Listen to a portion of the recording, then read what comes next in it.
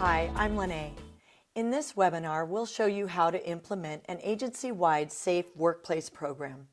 We'll also show you how to keep employees safe and your workers' compensation insurance costs low.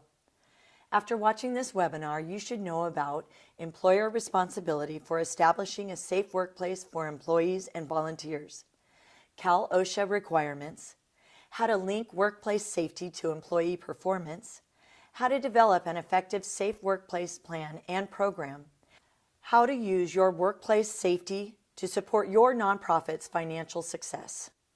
The intent of this program is to assist nonprofits' efforts to effectively manage employee workplace safety. We will show you how to protect your employees from workplace injury and at the same time control the cost of workers' compensation insurance.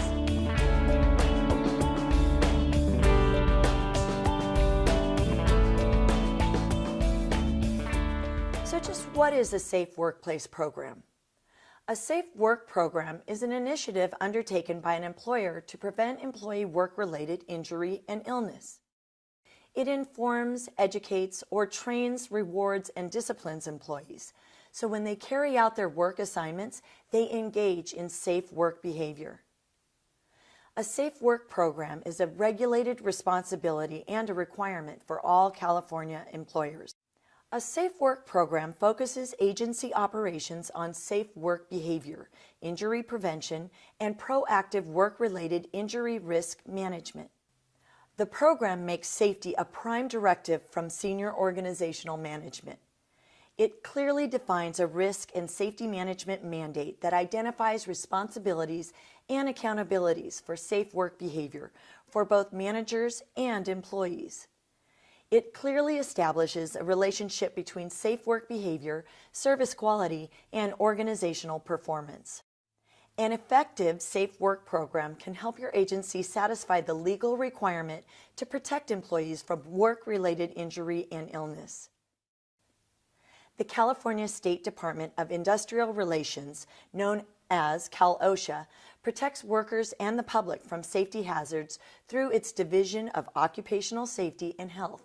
Cal/OSHA Title VIII regulations establish minimum occupational safety and health standards that apply to all places of employment in California. Cal/OSHA Title VIII regulations also require employers to post information related to workplace safety, workplace injury reporting, work wages, hours, and working conditions in an area frequented by employees where it may easily be read during the workday.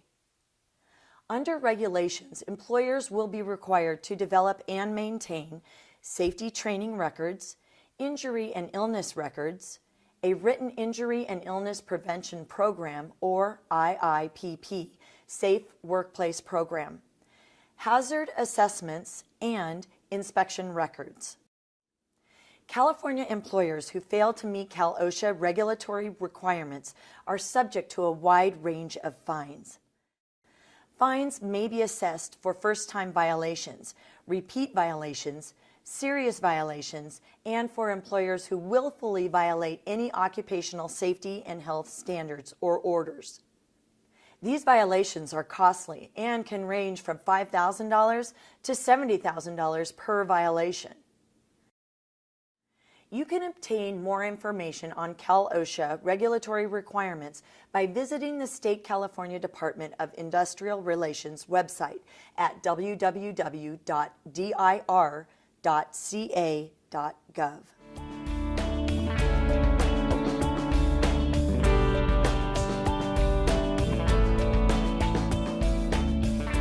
Cal/OSHA IIPP requires employers to have an effective written injury and illness prevention program, often referred to as IIPP. The Injury and Illness Prevention Program requires 8 elements: responsibility, compliance, communication, hazard assessment, accident exposure investigation, hazard correction, training and instruction, and record keeping. Cal/OSHA defines an effective illness and injury prevention program as one that fully involves all employees, supervisors, and management in safety planning and management. identifies the specific workplace hazards employees are exposed to, correctly identifies hazards in an appropriate and timely manner, and provides effective safety training.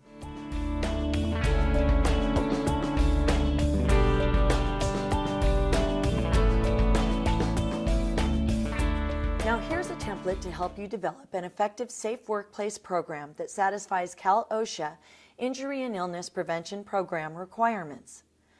To obtain the key objectives of a safe workplace program, you need to communicate a clear message to managers and employees about the importance of safe work behavior, link employee safety to organizational performance, establish guidelines and standards for employee safe work behavior and safety performance, emphasize the value of employees as the most important organizational asset, and finally, emphasize the importance and value of establishing and maintaining a safe work environment for employees, customers, volunteers, and visitors. There are 5 steps to developing an effective safe workplace program. First, obtain senior management team support and commitment. Then carry out an organization employee safe workplace audit. You then use these audit findings to create a safe workplace program content agenda. This helps you develop a safe workplace program action plan for implementation. Finally, you implement the plan and monitor its effectiveness. Let's go back to step number 1, obtaining management team support and commitment. Your management team must make a commitment to lead, support, and share accountability. Be the driver behind the program development and change process. Make sure all workplace safety laws and regulations are followed. Demonstrate a commitment to workplace safety with word and deed. In other words, walk the talk. And hold supervisors, managers, and service delivery staff accountable for safe work behavior. Now for step number 2, carry out a safe workplace situation audit. The purpose of the audit is to assess your organization's current workplace safety situation. You should identify potential safety problem areas where accidents may occur and obtain information about existing safety issues where accidents have occurred. Next, identify current and potential hazardous materials that may impact employee safety. You'll need to find out what your organization is currently doing to prevent and reduce risk to employee work-related injury. And be sure to obtain some kind of snapshot of your staff's attitudes towards safe work behavior. Just what should a safe workplace audit include? Collect information and data to obtain a picture of your current workplace safety situation. Include information from your managers and employees about their safe workplace attitudes and behavior. Identify workplace hazards that may impact employee safety.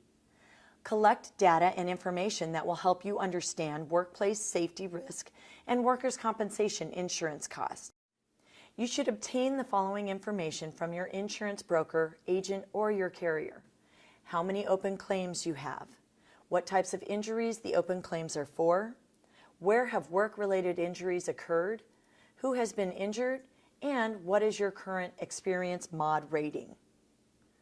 On to step number 3, use audit findings to create an issues agenda for safe workplace program development. The purpose of an issues agenda is to organize the information and data from the situation audit to determine meaningful actions you can take, and to identify the best ways to manage employee safety and reduce the risk of work-related injuries and illnesses to employees. Step number 4 involves writing an action plan for developing and implementing your agency's safe workplace program. The purpose of the action plan is to be the blueprint for what and how you will develop and implement a safe workplace program for your agency. The plan ensures effective implementation of your safe workplace program. Your action plan framework requires you to ask, what should be done? The answer, set a goal. Why should it be done? The answer, establish a purpose. And how should it be done? The answer, agree on your method or approach. Who should do it? The answer, establish responsibility and accountability. When should it be done? The answer, set a deadline for completion. How will it be monitored and evaluated? The answer, measure results.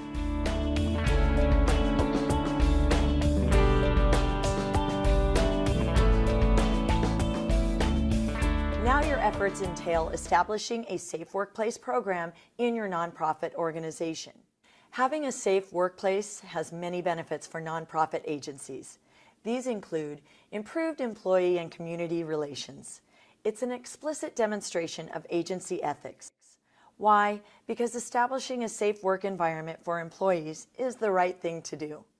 A safer workplace also brings increased employee morale, commitment, loyalty, and motivation.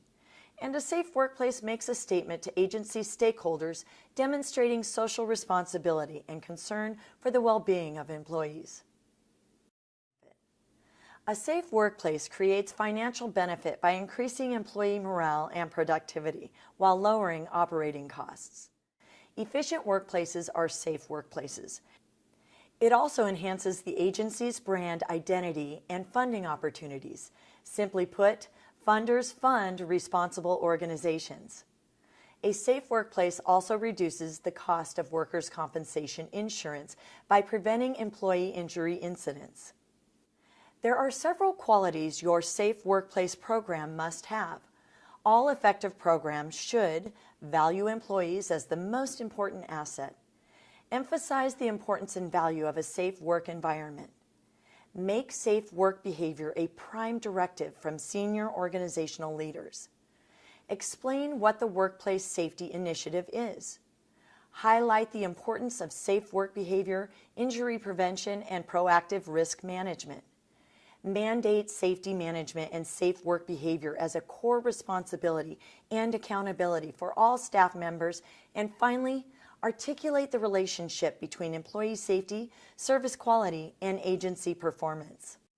An effective safe workplace program should include a comprehensive plan to communicate safe workplace information to employees, an update of all risk and safety policies and procedures, clearly defined manager and employee accountability, authority, and responsibility, a system for collecting information pertaining to injury accidents and safety incidents that lead to claims, a system for tracking and managing each employee injury incident, and a budget to fund the Safe Workplace Program initiatives. At a minimum, your team should include senior managers, your insurance broker or agent, your designated safety officer, and depending on the complexity and size of your organization, you may also want to consider adding other individuals to your committee, such as your operations managers, supervisors, or coordinators, well-respected employees, a board member and/or an outside stakeholder who is a valued friend of the organization. The task team's mission is to plan, organize, and execute the development of a safe workplace program and the related cultural change. It will link employee safety and work-related injury cost to other organizational performance initiatives. The team will provide oversight for the implementation of the Safe Workplace Program. The resulting goal should be to establish a work environment in which preventing work-related injuries to employees and reducing the cost of injuries that do occur is a fundamental part of organizational performance.